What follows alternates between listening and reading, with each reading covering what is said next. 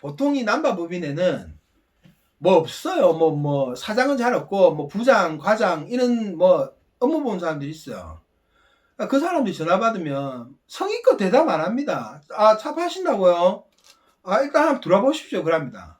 그럼 설명해줘. 이런 법적인 문제가 걸려 있는데 뭐 이거 조만간 해결할 건데 우리가 그런 식으로 이야기해. 우리가 뭐 확인 선장 써줄 테니까 안 됩니다. 안 되고 이거 빼도 박도 못하고 골치 아파요. 좋습니다. 예를 들어서 이게 뭐 어떤 형식으로든지 뭐 내 차만 빠져나오는 경우는 드물어요. 이 같이 묶여있기 때문에 드문데 뭐 어쩌다가 한두 대씩 빠져나오는 경우도 있어요. 어떻게 빠져나오느냐, 그 1억이 10대가 1억이 잡혀있다 칩시다. 1억이 그냥 쉽게 말해서 그럼 내 몫이 1,000,000원이잖아요. 그러니까 한 대의 몫이 1,000,000원이라는 거잖아요. 쉽게 말해서 그냥 단순하게. 그러면 이 건저당 설정해 놓은 곳에 내가 직접 찾아가 가지고 내 몫에 1,000,000원을 맡겨 놓는 거예요. 이 사람한테 맡겨 놓고, 자, 당신이 1억을 잡아놨으니까 내 몫 10대에 1억을 잡아놨으니까 내 몫에 1,000,000원을 맡겨 놓겠다. 법무사 가서 확인해 가지고 통장으로 입금해 가지고 맡겨 놓고 내 차, 이 사람 이제 인감을 받아야 돼. 인감을 받아야 이게 건전하게 풀립니다. 인감을 받아 풀어주셔야 하는데 이게 되는 경우면 좋은 거죠. 아, 되는 경우도 좋은 게 아니죠. 이 말이 처음부터 상황 자체가 말이 안 되는데, 자, 내 차가 이제 그때부터 이걸 모든 걸 해결하려고 하면 일 못해. 뭐 사람 신경 써. 그날부터 열받아.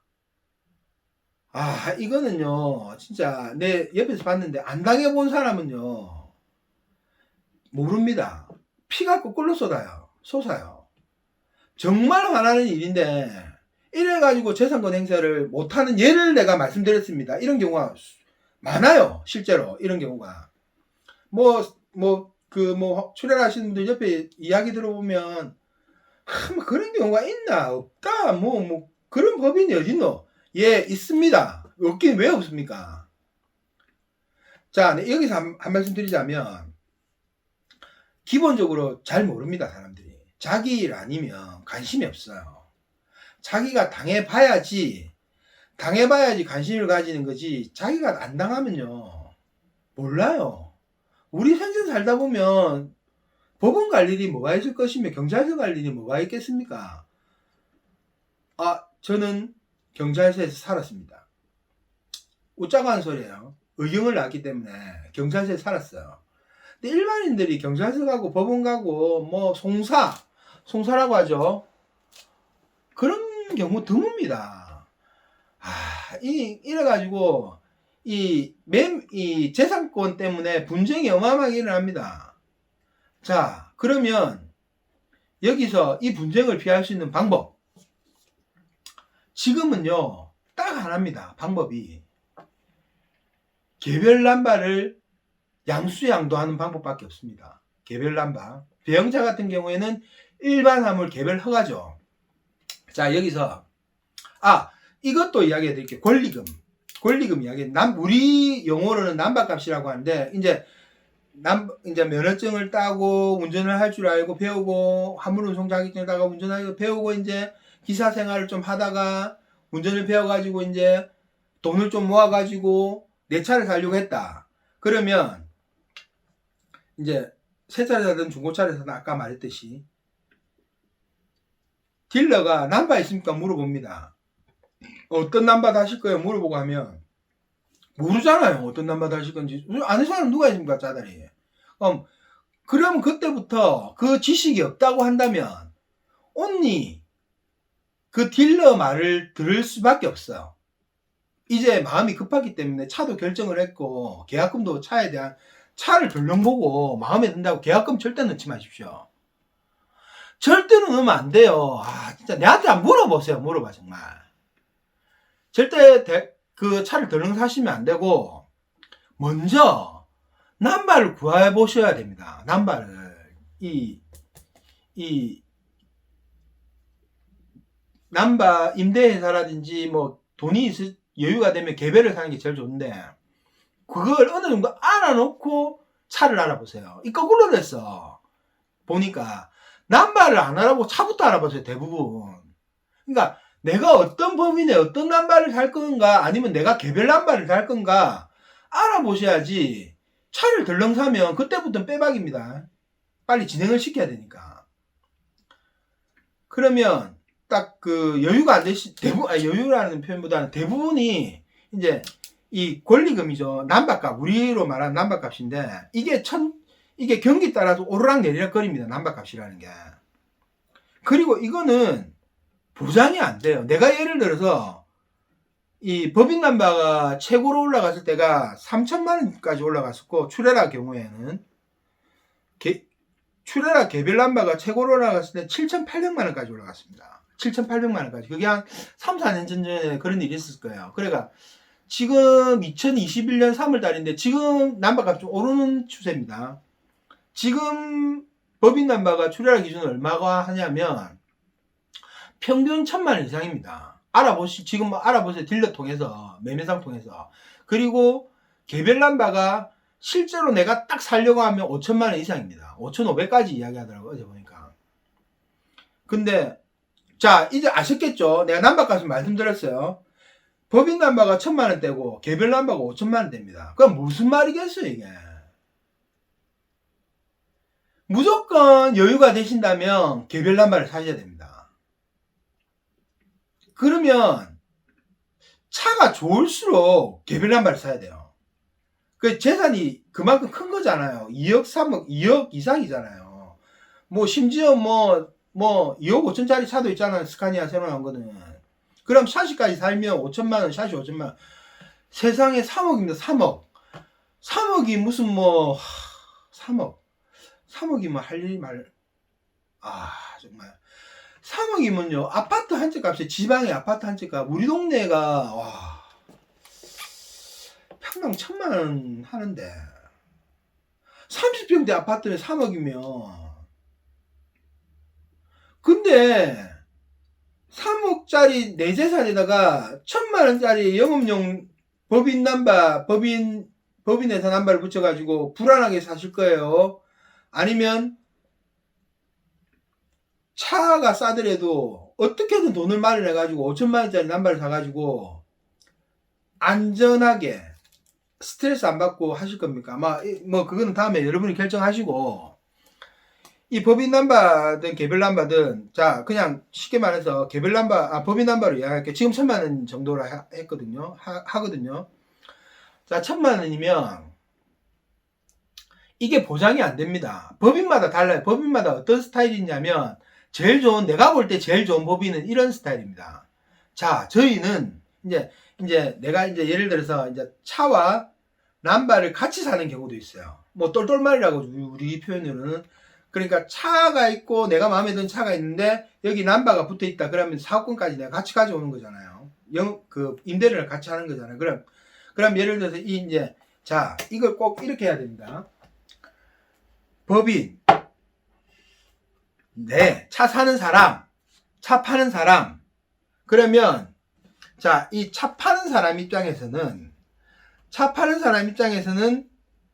돈을 많이 받고 남바값도 많이 받으려 할 거고, 이 권리금이죠.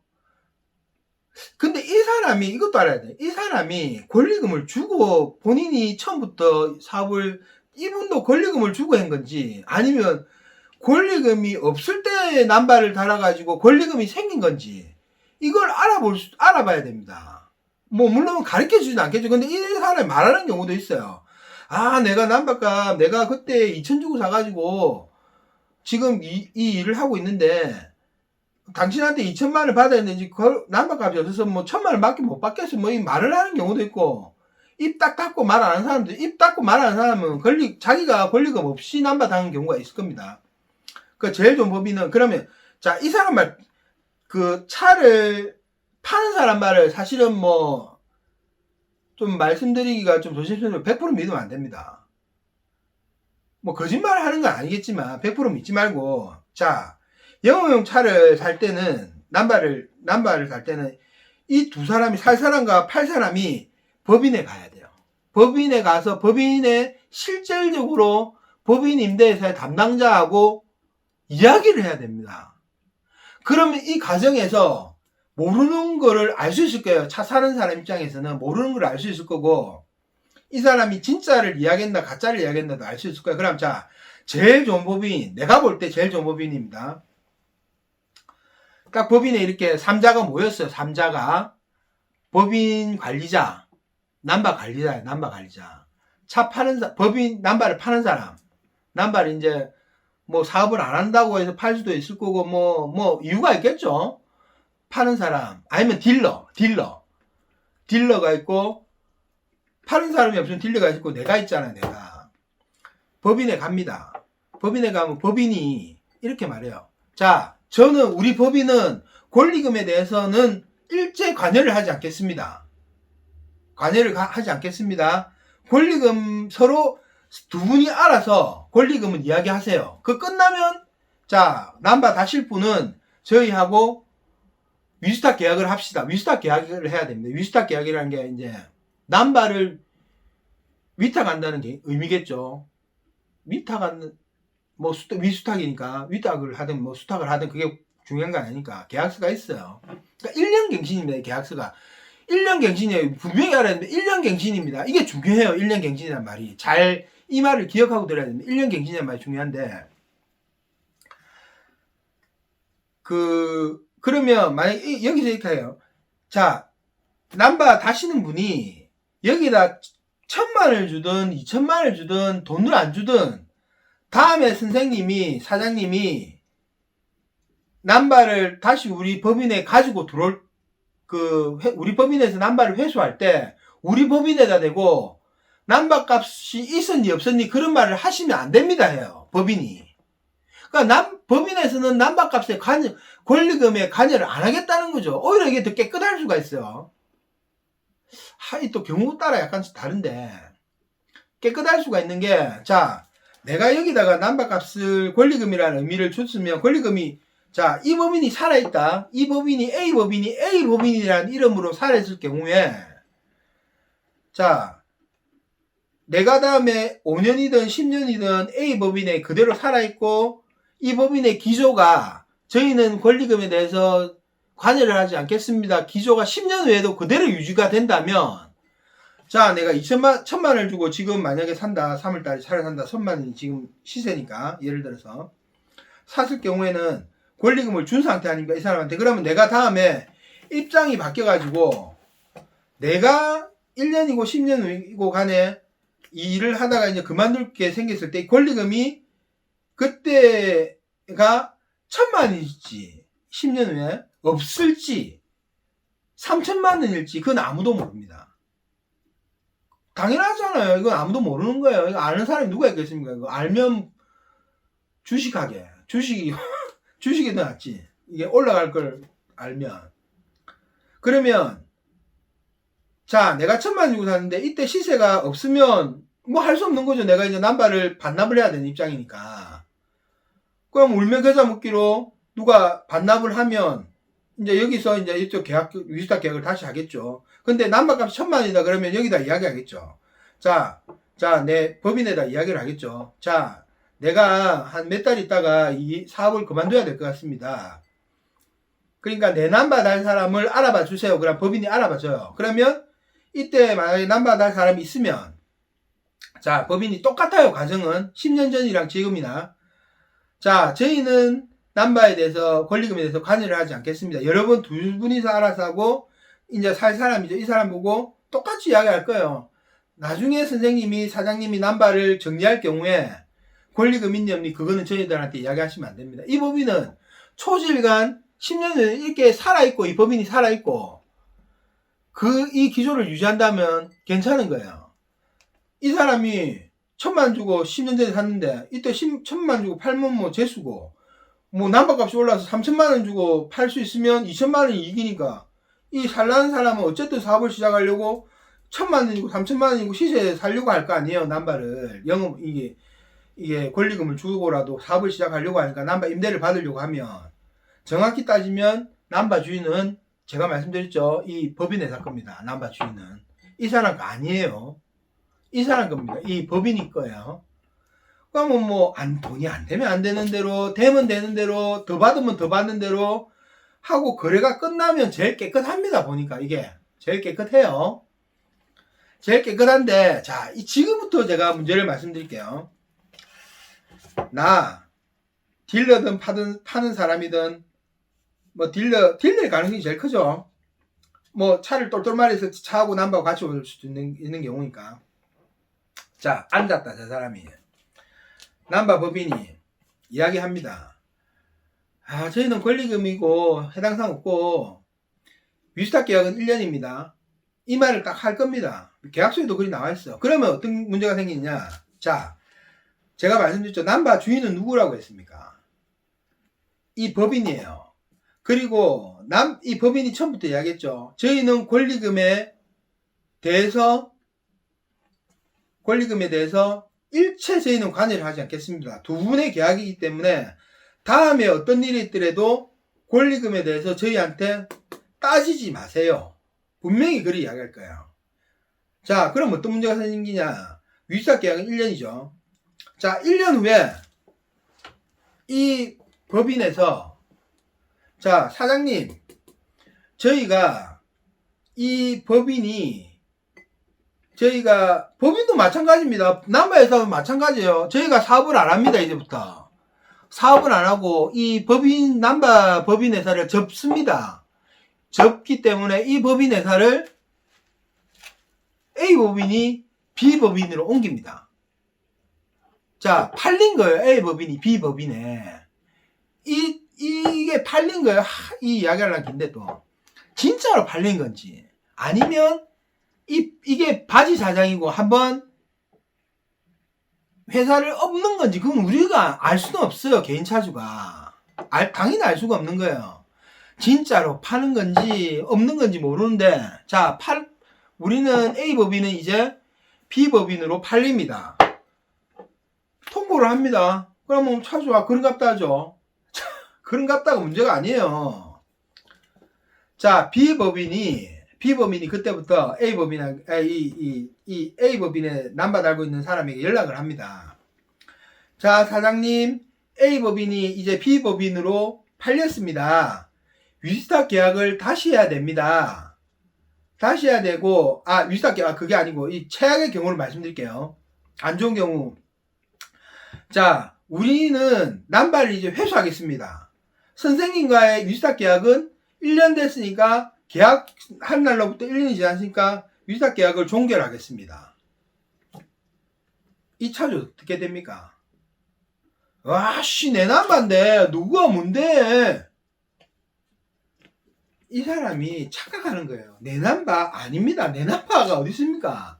자, 여기서 말씀드릴게요. 자, 내가 처음에 말씀드렸죠. 내 재산을 주고 차를 사가지고 소유권을 이전한다 했죠. 법인에다가, 남바 법인에다가 소유권을 이전합니다. 소유권을 이전하면 또 어떤 문제냐면, 차량 등록증에 보면, 자, 승용차든 뭐든 개인차의 등록증에 보면 소유자의 홍길동 주소, 우리 집 주소, 부산시 서구 뭐 있을 거 아니에요. 승용차 다 그리 나가죠. 근데 내가 산 차를 남바 법인회사에다가 임대회사에다가 소유권을 넘겨주는 순간 소유자 무슨 법인 운송사 그다음에 소유지 이래가 법인 주소가 나와요. 소유자는 이미 이 회사로 소유권은 넘어갔어요. 차의 소유권은. 아까도 말씀드렸지만. 그럼 여기서 어떤 문제가 생겨요? 선생님, 사장님, 남바 회수합니다. 남바 가져오세요. 내 남바인데, 누구가 뭔데? 아무 소용없습니다. 남바는 이 법인 겁니다. 착각하지 마세요, 이 사장님은. 이 법인 거예요. 그러면 어떻게 되느냐?